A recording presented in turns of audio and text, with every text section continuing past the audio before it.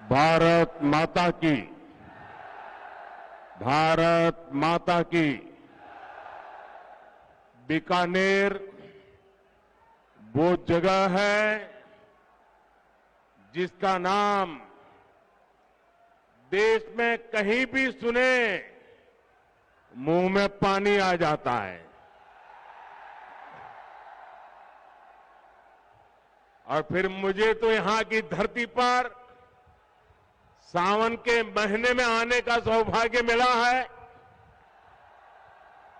इंद्रदेव का आशीर्वाद हम पर बना हुआ है। और अभी हमारे सीपी जोशी जी बता रहे थे कि सियाड़ो खाटू भलो उनाड़ो अजमेर मारवाड़ नित्रो भलो सावण बीकानेर। यहां के रसगुल्लों की मिठास, यहां की नमकीन और भुजिया का स्वाद पूरी दुनिया में प्रसिद्ध है।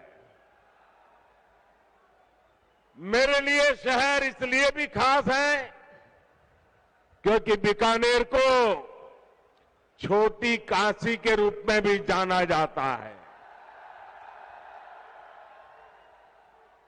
यहां काशी की ही तरह गौरवशाली अतीत भी है और अध्यात्म भी है। ये पावन धरा मां करणी की धरती है। सांख्य दर्शन के प्रणेता भगवान कपिल की तपोभूमि है।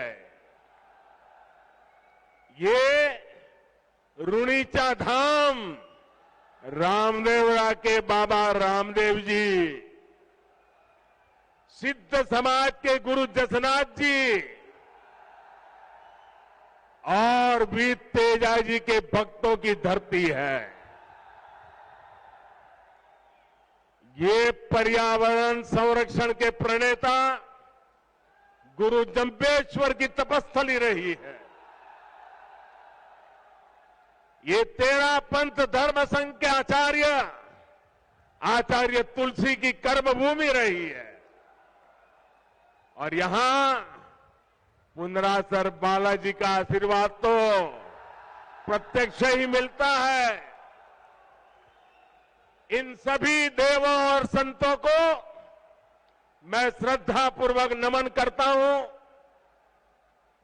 आप सब इतनी बड़ी संख्या में यहां आए और अभी जैसे बताया 4-4, 5-5 घंटे से कड़ी धूप में आप आशीर्वाद देने के लिए मौजूद हुए। मैं जितना आपका आभार व्यक्त करूं उसके लिए मेरे पास शब्द कम पड़ रहे हैं। मैं फिर एक बार हृदय से आपका आभार व्यक्त करता हूं, धन्यवाद करता हूं। साथियों, ये उत्साह बताता है। मैं ऊपर देख रहा हूं, वहां तक लोग ही लोग हैं। ये उत्साह बताता है कि राजस्थान में मौसम का पारा ही नहीं चढ़ा है, बल्कि कांग्रेस सरकार के खिलाफ जनता का पारा भी चढ़ चुका है। और जब जनता का पारा चढ़ता है तो सत्ता की गर्मी उतरते और सत्ता बदलते भी वक्त नहीं लगता। साथियों, अभी कुछ ही देर पहले मुझे राजस्थान के विकास के लिए 24,000 करोड़ रुपए की विकास परियोजनाओं के लोकार्पण शिलान्यास का अवसर मिला। अमृतसर जामनगर एक्सप्रेसवे को राजस्थान में पड़ने वाला 500 किलोमीटर से लंबा सेक्शन अब शुरू हो गया है। इसके पहले दिल्ली मुंबई एक्सप्रेसवे के दिल्ली दौसा लालसोट सेक्शन का भी शुभारंभ हुआ था।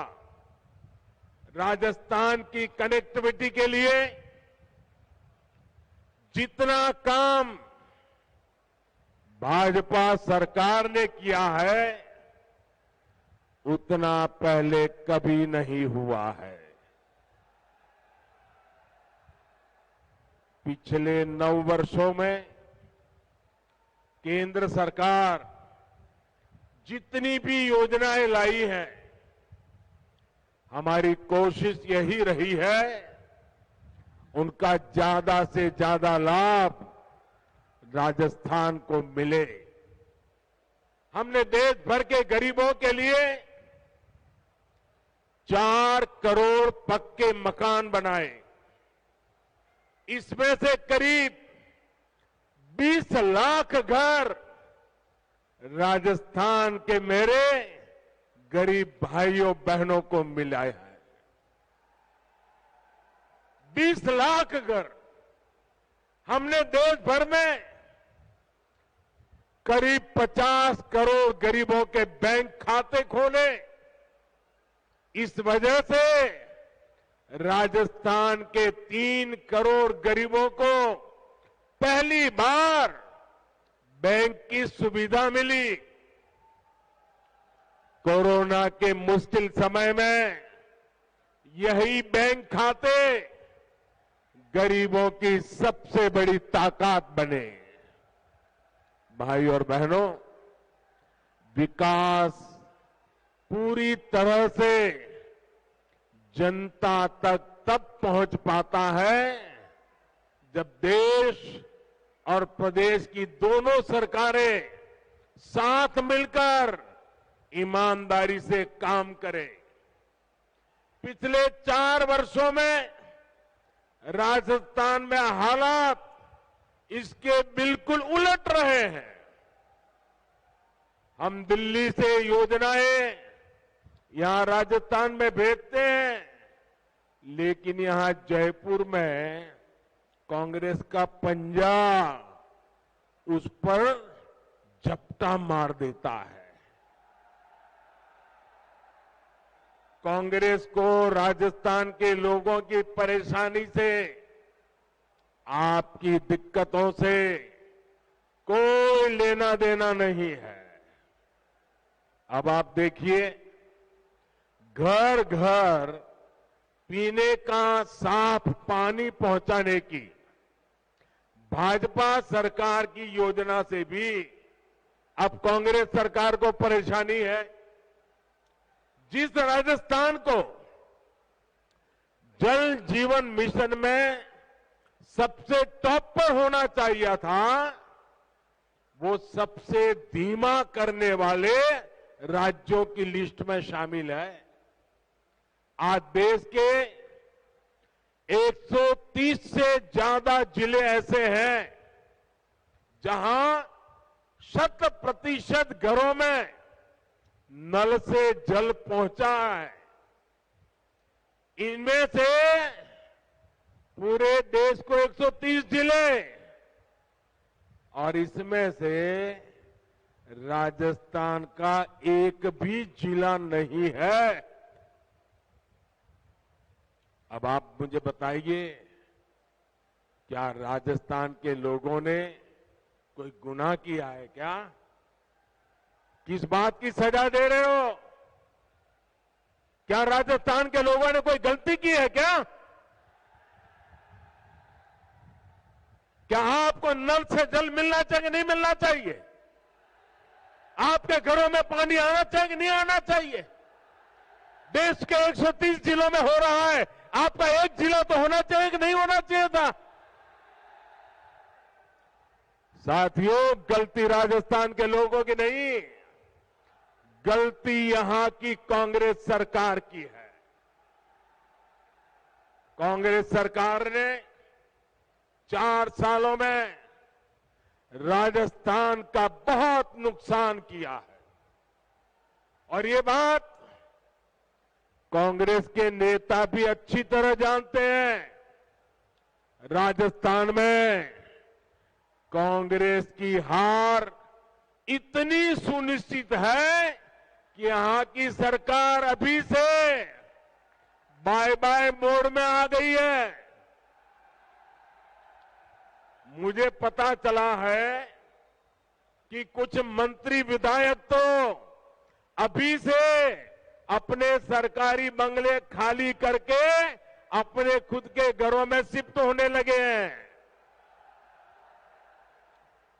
अपनी हार पर इतना भरोसा सिर्फ कांग्रेस के नेता ही कर सकते हैं। साथियों, पुरानी कहावत है कि दिया बुझने से पहले जोर से लपलपाता है। अपनी हार के डर से कांग्रेस भी ऐसा ही कर रही है। इसके लिए वो राजस्थान के लोगों को गुमराह करने पर उतर आई है। लेकिन भाइयों बहनों, आपको याद रखना है, कांग्रेस का एक ही मतलब है। कांग्रेस मतलब, साथियों आपका प्यार सर आंखों पर, आप आगे आने की कोशिश मत कीजिए। आपका प्यार मेरे सर आंखों पर। साथियों, कांग्रेस का मतलब है लूट की दुकान, झूठ का बाजार। लूट की दुकान, झूठ का बाजार, जो ये इन दिनों बड़े बड़े वायदे किए जा रहे हैं, उसमें लूट के इरादे और झूठ के पिटारे के सिवा और कुछ नहीं है। साथियों, कांग्रेस की झूठ और छलावे की राजनीति का शिकार सबसे ज्यादा राजस्थान का किसान हुआ है। आप मुझे बताइए, पिछले चुनाव में कांग्रेस ने किसानों का कर्ज माफ करने का वादा किया था। कांग्रेस ने वादा किया था। इनके नेता ने 10 दिन के भीतर भीतर कर्ज माफी की कसम खाई थी। क्या किसानों का कर्ज माफ हुआ? 10 दिन, 10 महीने और अब 4 साल कर्ज माफ हुआ क्या? किसानों को कुछ मिला क्या? यहां के किसान इतनी बड़ी मात्रा में बाजरा उत्पादन करते हैं। हमने मोटे अनाजों को श्री अन्न के तौर पर प्रमोट किया, दुनिया में पहुंचाने का बीड़ा उठाया है। बाजरा पड़ोस के हरियाणा में 2350 रुपये प्रति क्विंटल बिका, 2350 रुपया प्रति क्विंटल, और ज्यादा दूर नहीं हरियाणा में। और यहां राजस्थान में वही बाजरा किसान 1300 रुपये में बेचने को मजबूर हो गया। हमने राजस्थान के किसानों के लिए नर्मदा का पानी पहुंचाया। इन्होंने इसे रोकने में भी कोई कसम नहीं छोड़ी। किसानों से यही नफरत कांग्रेस की फितरत है, यही इनकी हकीकत है। साथियों, विकास के लिए ये जरूरी होता है कि सरकार ईमानदार भी हो और सरकार स्थिर भी हो। आज दुनिया में हिंदुस्तान का सम्मान बढ़ा है क्योंकि देश में आज एक स्थिर सरकार है। आपने स्थिर सरकार बना करके मुझे काम करने का मौका दिया है। जिन जिन प्रदेशों ने लगातार स्थिर सरकारों को चुना है, डबल इंजन सरकारों को चुना है, वहां प्रदेश भी तेजी से विकास कर रहे हैं।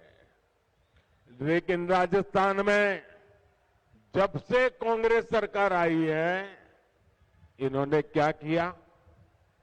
4 साल से पूरी कांग्रेस पार्टी और सरकार बस आपस में लड़ रही है। हर कोई एक दूसरे की टांग खींच रहा है। अपने अपने गुट को मजबूत बनाने के लिए खुलेआम सौदेबाजी हो रही है।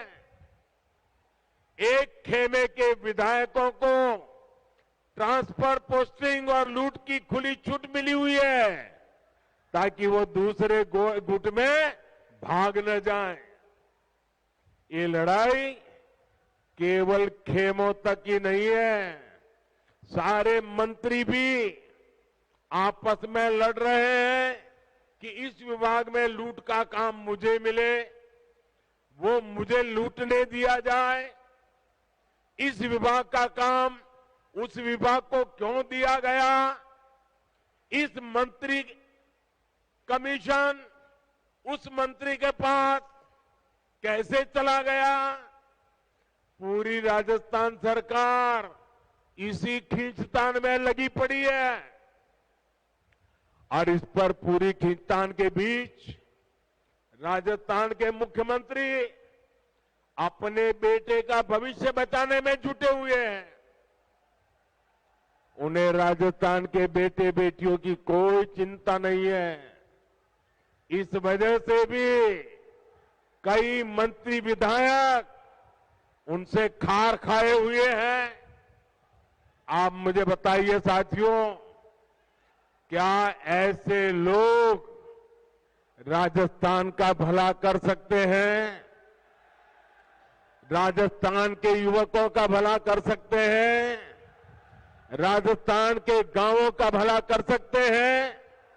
राजस्थान के किसानों का भला कर सकते हैं? इन लोगों से राजस्थान के विकास की कोई उम्मीद नहीं की जा सकती है भाइयों। इन लोगों को मैं आज 2 चूक कह देना चाहता हूं। अब ये भ्रष्टाचार की नुरा कुश्ती बहुत हुई। अब लोकतंत्र के अखाड़े में जनता जनार्दन फैसला करेगी। अब राजस्थान को स्थिर सरकार चाहिए। अब राजस्थान को डबल इंजन की सरकार चाहिए। अब राजस्थान को परिवारवाद नहीं, अब राजस्थान को विकासवाद चाहिए। साथियों, राजस्थान में जब से कांग्रेस आई है, इसने एक और पहचान बनाई है। भ्रष्टाचार, अपराध और तुष्टीकरण। हालत यह है कि जब भ्रष्टाचार की रैंकिंग होती है तो राजस्थान उसमें नंबर 1 आता है, नंबर 1 आता है। जो राजस्थान अपनी शांति और सौहार्द के लिए जाना जाता था, वहां आज आए दिन सांप्रदायिक तनाव की घटनाएं हो रही हैं। पूरी कांग्रेस सरकार तुष्टीकरण में लगी हुई है। यहां सिस्टम इतना बेखौफ हो गया है कि पेपर लीक की एक अलग इंडस्ट्री खुल गई है।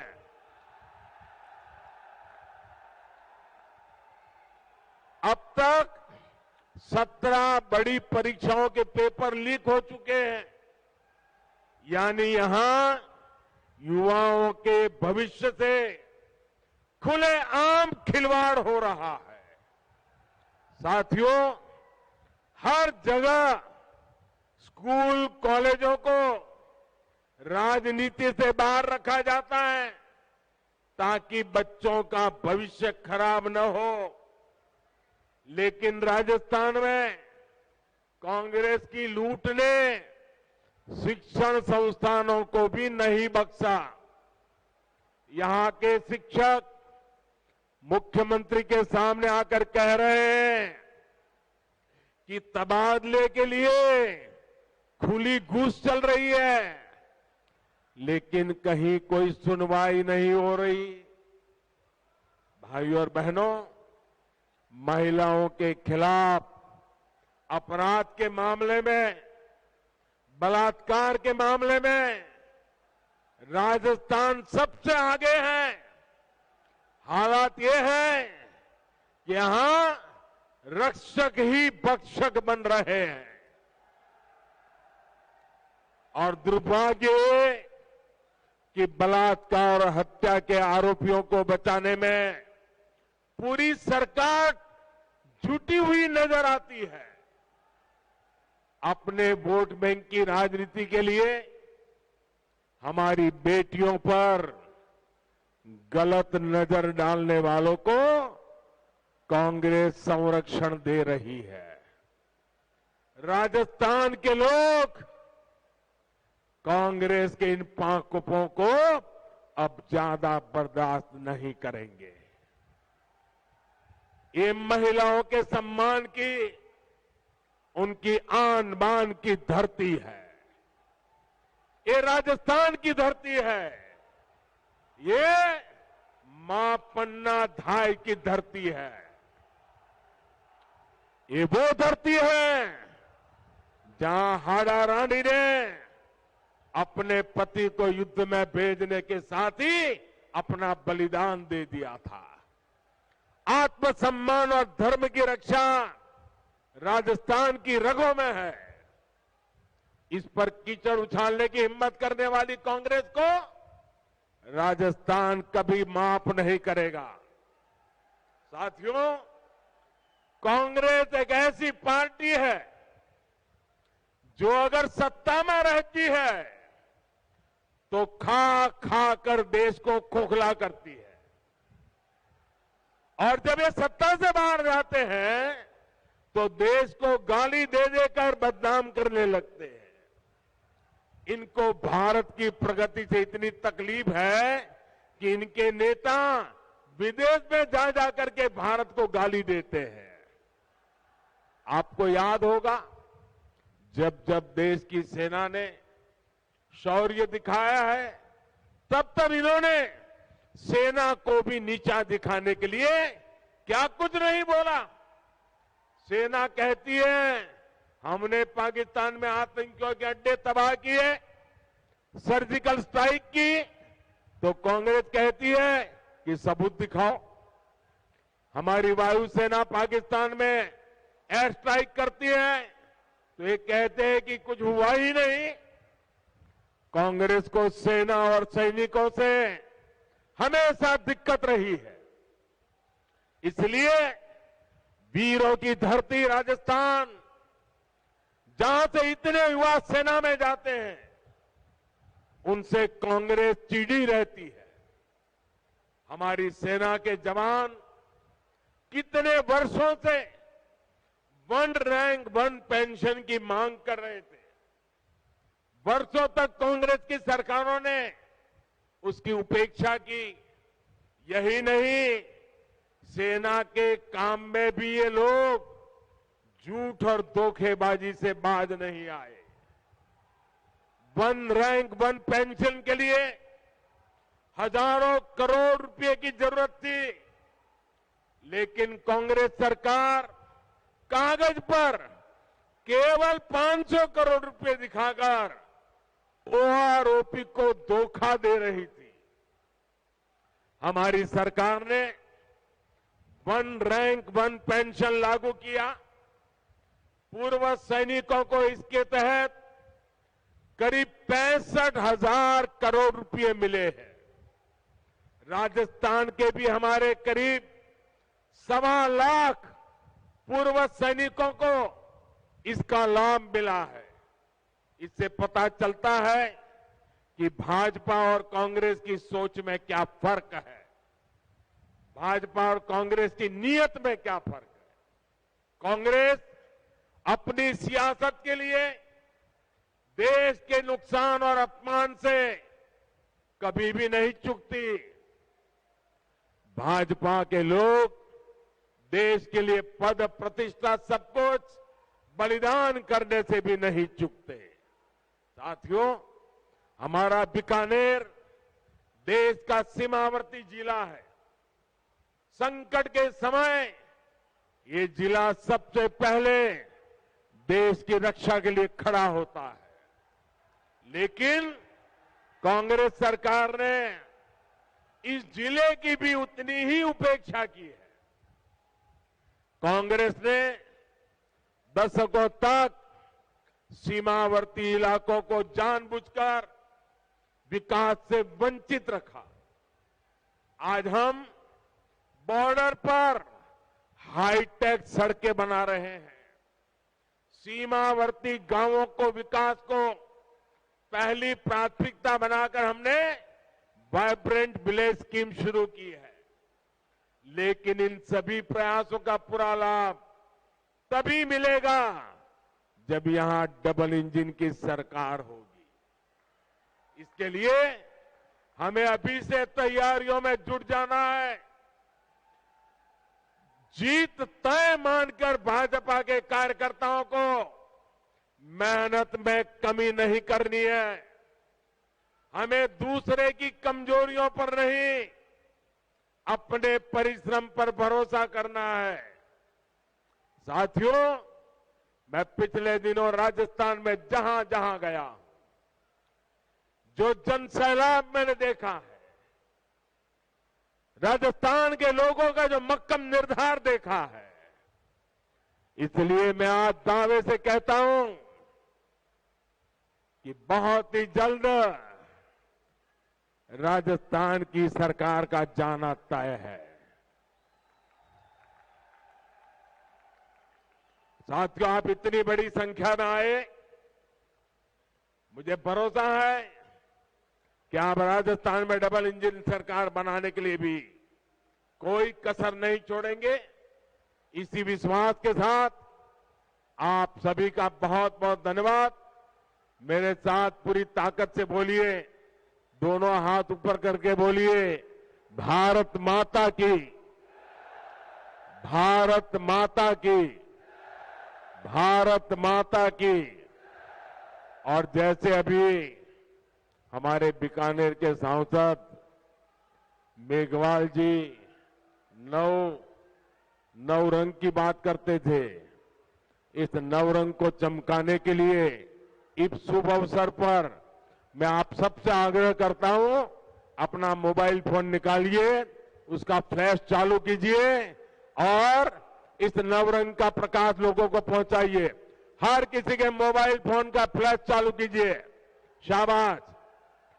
दूर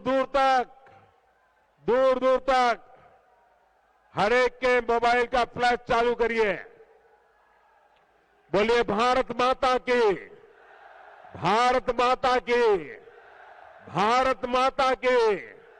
बहुत बहुत धन्यवाद।